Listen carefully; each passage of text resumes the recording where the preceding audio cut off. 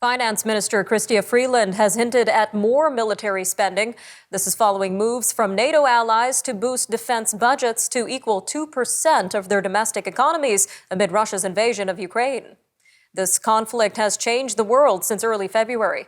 This was when the government surveyed private sector economists about their outlooks to help underpin budget calculations. And with the Russian invasion of Ukraine, countries around the world are reevaluating their national defense budgets and priorities. With us now to discuss Canada's defense needs in the Arctic is Dr. Rob Huebert, maritime and Arctic security expert and a professor at the University of Calgary. Dr. Huebert, welcome back to Forum Daily. It's my pleasure to be again with you. Now, sir, historically, Canada has been criticized for its defense spending when it comes to NATO. So how does Canada compare to other NATO allies? Well, at 1.4% or thereabouts, we're probably at the very bottom. I mean, there's a few countries like Iceland that spend less on us, but it's hard to find any of the substantial European countries and, of course, the Americans that are below us.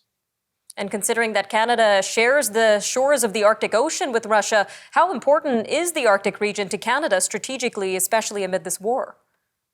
Well, it's one of the key elements. It's out of sight, out of mind, but people forget that it is the Arctic region that really offers the element of the protection against any form of, first of all, the Soviets and then the Russian nuclear strike. It's where deterrence is maintained.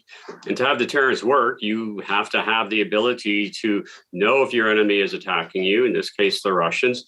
And that is an expensive proposition. And we haven't really done anything to update since about 1985, our capabilities.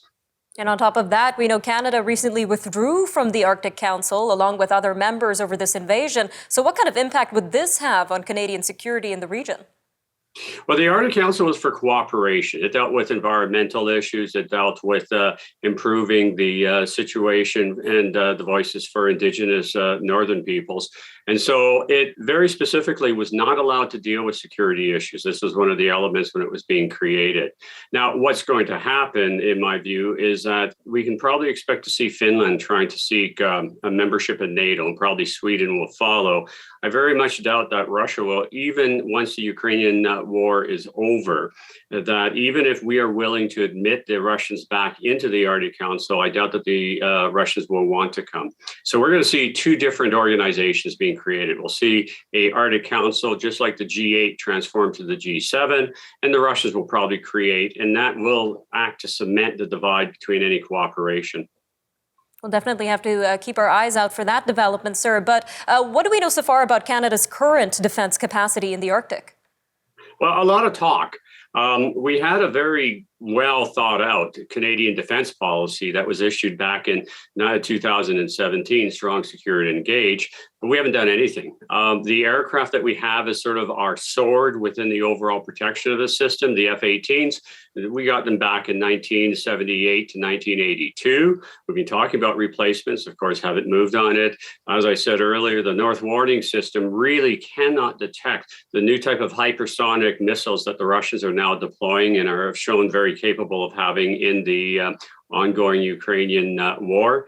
And we have almost no maritime capability of being able to determine if, in fact, any of the new Russian submarines, or even worse, their underwater autonomous vehicles are coming. And so it's a pretty empty situation as far as the Canadian security is concerned. Some very concerning information there, Doctor. Just about a minute left here, but what needs to be done to improve Canadian defense capacity in the Arctic? Well, the first one is actually fund NORAD, like we said we were. We also have to look to have the capability of going to space-based assets, working with our American allies, and improving our underwater capabilities in terms of detecting the developing threats. All right, Doctor, it seems like we've got about 30 seconds left here, but given the potential economic importance of Arctic resources, what would a good Canadian strategic policy for the Arctic look like over the next decade? Well, right now, it only looks internally. Our Arctic policy is very much just on domestic issues. And so we're still kind of waiting for the Liberals to try to come up with something that can be said to be looking outwards. So we need to be aware of the threat. We also have to be aware of the environmental threat, which is equally dangerous to Canada.